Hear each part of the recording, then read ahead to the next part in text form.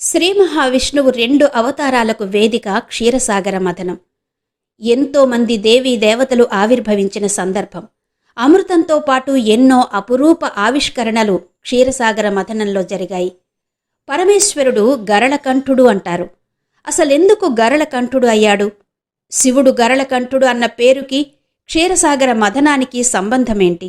ఇలాంటి ఎన్నో ప్రశ్నలకు సమాధానమే ఈ వీడియో. గత వీడియోలో అసలు క్షీరసాగర మథనం ఎందుకు జరిగింది, ఎప్పుడు జరిగింది, ఎలా జరిగింది అన్న విషయాలు మాట్లాడుకున్నాం కదా. ఈ వీడియోలో శ్రీ మహావిష్ణువు దశావతారాలలో 2వ అవతారం కూర్మావతారంలో ఎందుకు ఎలా ఆవిర్భవించాడు అన్న కథనం గురించి తెలుసుకుందాం. అలాగే క్షీరసాగర మథనంలో ఏ ఏ అద్భుతాలు బయటపడ్డాయి, వాటి ప్రాధాన్యత ఏంటి, వాటిని ఎవరెవరు స్వీకరించారు, ఇలాంటి విశేషాలు పూర్తిగా తెలుసుకోవాలంటే మాత్రం వీడియోని ఎక్కడా స్కిప్ చేయకుండా ఎండ్ వరకు చూడండి. వీడియో నచ్చితే గనక తప్పకుండా లైక్ చేయండి. అలాగే వీడియో మీద మీ అభిప్రాయం కూడా నాకు కామెంట్ సెక్షన్లో కామెంట్ చేయండి. ఇలాంటి ఆధ్యాత్మిక విశేషాల కోసం మన ఛానల్ని సబ్స్క్రైబ్ చేసుకోండి. ఆ వెంటనే వచ్చే బెల్ బటన్ కూడా క్లిక్ చేసి ఆల్ మీద క్లిక్ చేస్తే నేనే కొత్త వీడియో చేసినా మీకు నోటిఫికేషన్ వచ్చేస్తుంది. మరిక వీడియోలోకి వెళ్ళిపోదాం పదండి. ఎంతో ఉత్సాహంగా సంరంభంగా క్షీరసాగర మథనం ప్రారంభమైంది. మందరగిరిని కవ్వంగా సర్పరాజు వాసుకుని కవ్వపు తాడుగా చేసుకుని దేవదానవులు చిలకడం ప్రారంభించారు. మథనం జరుపుతుండగా విపరీతమైన రొద వచ్చిందట. ఆ రొదకే ఎన్నో జీవరాశులు మరణించాయట. అయితే సాగరంలో అడుగున కుదురు లేనందున బరువైన మందరగిరి మునిగిపోవడం మొదలైంది. పని ప్రారంభంలోనే ఇలాంటి ఆటంకం ఏర్పడడంతో రాక్షసులు దేవతలు అందరూ హతాశులయ్యారు. మందర పర్వతాన్ని మళ్లీ పైకెత్తడానికి శతవిధాలా ప్రయత్నించి ఓడిపోయారు. ఏం చెయ్యాలో పాలుపోక నిలబడిపోయారు. క్షీరసాగర మథనంలో ఏర్పడిన ఈ ఆటంకమే శ్రీ మహావిష్ణువు 2వ అవతారం కూర్మావతారానికి నాంది పలికింది. ఎప్పుడు ఏ ఆటంకం వచ్చినా దేవతలకు అండగా నిలబడే శ్రీమన్నారాయణుడు రంగంలోకి దిగాడు. సముద్రపు నీళ్లలో మునిగిపోతున్న మందర పర్వతాన్ని చూసిన విష్ణుమూర్తి సముద్రంలోకి దిగాడు. మహాకూర్మంగా మారిపోయాడు. అదే కూర్మావతారం, దశావతారాలలో 2వ అవతారం.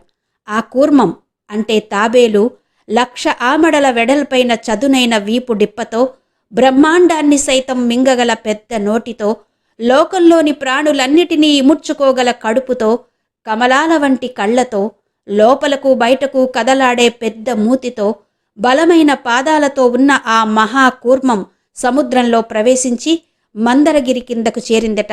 ఆ గిరిని పైకెత్తింది. దాంతో అందరూ జేజేలు పలికారు. విష్ణుమూర్తి కూర్మావతారాన్ని ధరించిన ఈ కథను విన్నా చదివినా కూడా సంసార సముద్రంలో మునిగిపోయే జనులు గొప్ప పుణ్యాన్ని సుఖాన్ని పొందుతారని పురాణ కథనాలు చెప్తున్నాయి. కూర్మావతారం విషయం వచ్చింది కాబట్టి ఇక్కడ ఒక సంగతి చెప్పాలి. ప్రపంచంలోనే ఏకైక స్వయంభూ కూర్మ దేవాలయం ఆంధ్రప్రదేశ్ రాష్ట్రం శ్రీకాకుళం జిల్లాలో గార మండలంలో ఉంది. ఎన్నో విశిష్టతలకు నెలవుగా కూర్మావతారానికి ప్రతీకలైన వివిధ జాతుల తాబేళ్లతో అలరారుతోంది ఈ క్షేత్రం. శ్వేతరాజు అతని భార్య భక్తికి మెచ్చి శ్రీ మహావిష్ణువు కూర్మావతారంలో కూర్మనాథునిగా స్వయంభువుగా ఆవిర్భవించిన క్షేత్రం శ్రీకూర్మం.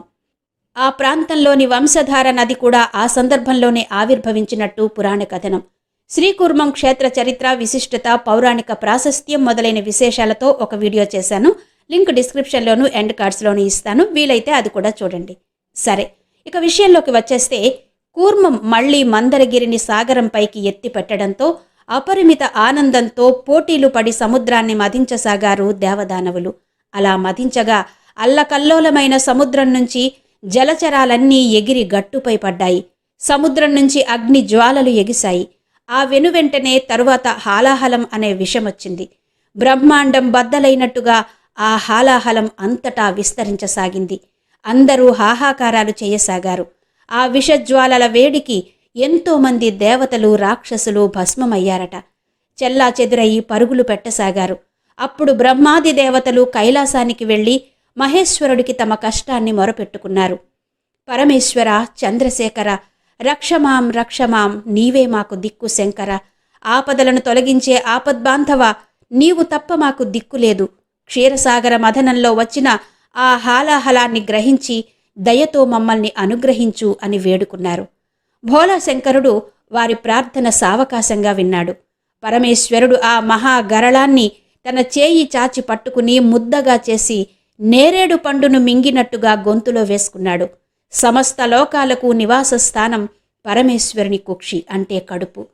పరమేశ్వరుడు మింగిన ఆ గరళం గొంతు దాటి కడుపులోకి గనక చేరితే సమస్త లోకాలు ఆపదలో పడిపోతాయి. అందుకే శివుడు ఆ విషాగ్నిని మింగకుండా గొంతులోనే పట్టి ఉంచాడు. అలా మింగకుండా గొంతు దాటకుండా ఆ హాలాహలం గొంతులోనే ఉంచడం వలన ఆ విషాగ్ని వేడికి ఈశ్వరుని కంఠంపై నలుపు రంగు ఏర్పడింది.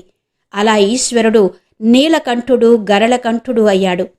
శివుడి ఈ హాలాహల భక్షణం కథను విన్నా చదివినా కూడా ఎటువంటి భయానికి గురికారని పురాణాలు చెబుతున్నాయి. అలాగే పాముల వల్ల తేళ్ల వల్ల అగ్ని వల్ల ఎటువంటి కష్టం ఉండదు అని ఫలశ్రుతి చెబుతోంది. ఈ సంఘటన తర్వాత దేవతలు రాక్షసులు మళ్లీ సముద్ర మథనం కొనసాగించారు. అసలు క్షీరసాగర మథనంలోనే చాలా ఉద్భవించాయని పురాణ కథనాలు చెబుతున్నాయి కదా. పాలసముద్రం నుంచి బయటపడినవి ఏంటి, వాటి విశిష్టత ఏంటి, అవి ఎవరెవరి దగ్గరకు చేరాయో ఇప్పుడు చూద్దాం. క్షీరసాగరం నుంచి బయటకొచ్చినవి హాలాహలం, గరళం. దీనిని పరమేశ్వరుడు స్వీకరించాడు. సురభి లేదా కామధేనువు అంటే తెల్లటి ఆవు, కోరిన కోరికలు తీర్చగల అపరిమితమైన శక్తిగల గోమాత, సకల గోసంతతికి మాత కామధేనువు. దీనిని దేవమునులు తీసుకున్నారు. ఇక తరువాత ఉచ్చైశ్రవం, ఎత్తైన తెల్లని 5 తలల గుర్రం, ఒక దివ్యాశ్వం. దీనిని బలిచక్రవర్తి తీసుకున్నాడు. ఐరావతం, 4 దంతాలు కలిగిన తెల్లని ఏనుగు. దీనిని ఇంద్రుడు తీసుకున్నాడు. కల్పవృక్షం, కోరికలు తీర్చే దివ్యమైన దేవతా వృక్షం. ఇది స్వర్గలోకంలో ప్రతిష్ఠించబడింది. ఇక దేవతా సుందరి మణులు రంభ, మేనక, ఘృతాచి, తిలోత్తమ, సుకేసి, చిత్రలేఖ, మంజుఘోష మొదలైన అప్సరసలు కూడా ఉద్భవించారు. సుధాకరుడు అంటే చంద్రుడు కూడా క్షీరసాగర మథనంలో ఉద్భవించగా శివుడు తన శిరస్సున సిగలో ధరించాడు. సకల సంపదలకు అధిదేవత అయిన లక్ష్మీదేవి క్షీరసాగరం నుంచి ఉద్భవించింది. లక్ష్మీదేవిని శ్రీ మహావిష్ణువు స్వీకరించాడు. ఇక క్షీరసాగర మథనంలోనే ఉద్భవించింది వారుణి, మద్యానికి అధిదేవత. వారుణిని రాక్షసులు స్వీకరించారు. ఇంకా దివ్య ఛత్రం, దివ్య ధనుస్సు, దివ్య శంఖం, ఇలా చాలా దివ్యమైన వస్తువులు ఉద్భవించాయి. చివరిగా అమృత భాండంతో ధన్వంతరి ఆవిర్భవించాడు. ఈ ధన్వంతరి ఎవరి అంశతో ఆవిర్భవించాడు? ధన్వంతరికి ఆయుర్వేదానికి సంబంధమేంటి? ధన్వంతరికి శ్రీమన్నారాయణునికి సంబంధమేంటి? ఇలాంటి విశేషాలతో కూడిన వీడియో మన ఛానల్లో ఉంది. లింక్ డిస్క్రిప్షన్లోను ఎండ్ కార్డ్స్లోనూ ఇస్తాను, వీలైతే చూడండి. సరే, మరి అమృత భాండంతో ధన్వంతరి ఆవిర్భవించగానే, అమృతాన్ని చూడగానే దానవులు ఒకరి మీద ఒకరు పడి కొట్టుకోవడం ఆరంభించారు. ఒకరి దగ్గర నుంచి మరొకరు ఆ అమృత భాండాన్ని తీసుకుంటూ పరిస్థితి అంతా గందరగోళంగా మారిపోయింది. అమృత కలశం ఒకరి నుంచి మరొకరి దగ్గరకు చేతులు మారిపోతోంది. వారి దౌర్జన్యాన్ని చూసిన దేవతలు దీనంగా శ్రీ మహావిష్ణువుని ప్రార్థించారు. అప్పుడు దేవతల పక్షపాతి అయిన శ్రీ మహావిష్ణువు వారికి అభయాన్నిచ్చి మరో అవతారాన్నెత్తి అమృతాన్ని పంచడానికి పూనుకున్నాడు. ఆ పంపకం ఏ విధంగా చేశాడు? దాని పర్యవసానం ఎలా మారింది? అసలు అమృతాన్ని పంచడానికి శ్రీ మహావిష్ణువు ఎత్తిన అవతారమేంటి? ఈ అమృతం పంచడానికి సూర్యచంద్ర గ్రహణాలకు కూడా సంబంధం ఉంది. ఆ సంబంధమేంటి? క్షీరసాగర ప్రారంభంలో నీకు కూడా అమృతం ఇస్తాము అని చెప్పి కదా కవ్వపుతాడుగా ఉండడానికి సర్పరాజు వాసుకిని ఒప్పించారు. మరి వాసుకి అమృతం దక్కిందా? అసలు సర్పాలకు నాలుక చీలికలుగా ఉంటుందని మనకు తెలుసు. అలా సర్పాల నాలుక చీలికలుగా ఉండడానికి ఈ క్షీరసాగర మథనానికి కూడా సంబంధం ఉంది. ఆ సంబంధమేంటి? ఇలాంటి విశేషాలన్నీ నెక్స్ట్ ఎపిసోడ్లో తెలుసుకుందాం. అంతవరకు సెలవా మరి. నమస్తే.